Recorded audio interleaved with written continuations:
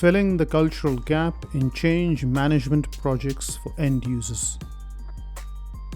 One of the major shortcomings of change management within any organization is the lack of clarity and a clear roadmap for end users.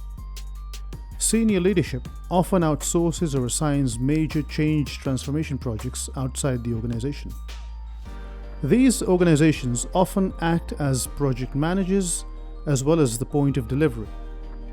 This dual role often muddies the waters, and the outsourced team becomes too embroiled in perfecting the technology picture and loses sight of a clear adoption plan by end users.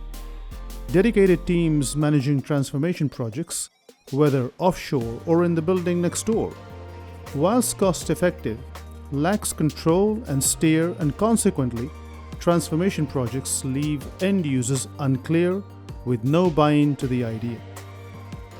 This is largely due to what I refer to as the cultural gap, with details lost in the translation.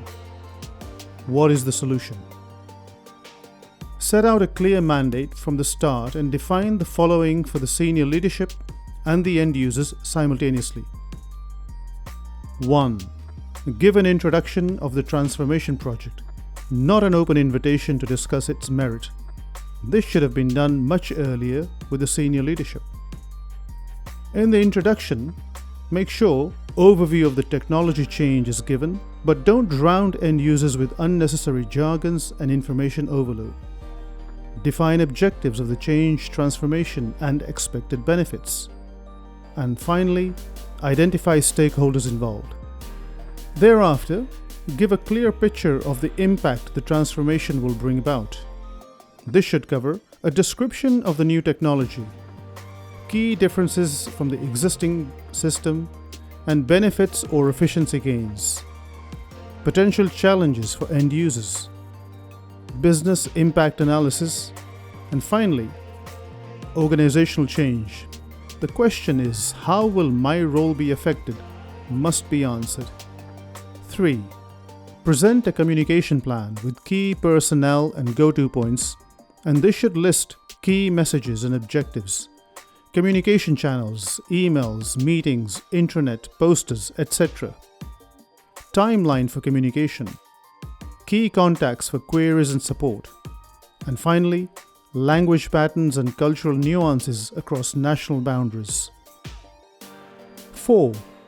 Present a clear training and support strategy, which includes training methods, in-person, virtual, self-paced, manuals, videos, etc. Training schedule and target groups, support structure, help desk, super users, FAQs, chatbots, feedback mechanism for continuous improvement, and a timeline as to when end users are expected to have completed this, and support for individuals or teams that are struggling. 5. Plan out user adoption and engagement with a clear timeline of adoption, and this should cover strategies to encourage adoption, gamification, incentives or recognition programs, pilot groups and phased rollouts, regular feedback collection and adjustments. 6. Risk management and mitigation, identification of risks, resistance, technical issues, and so forth. Contingency plans for potential failures, and finally, change resistance management strategies. 7. Performance measurement and evaluation, success matrices, use adoption rates, system performance, user feedback, monitoring and reporting framework, and finally, post-implementation review and continuous improvement plan.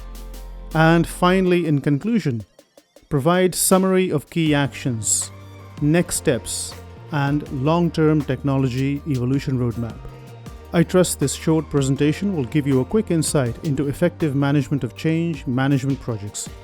But it does not attempt to replace a one-to-one consultation between senior leadership, delivery team, and end users. Feel free to leave your comments and questions. Thank you.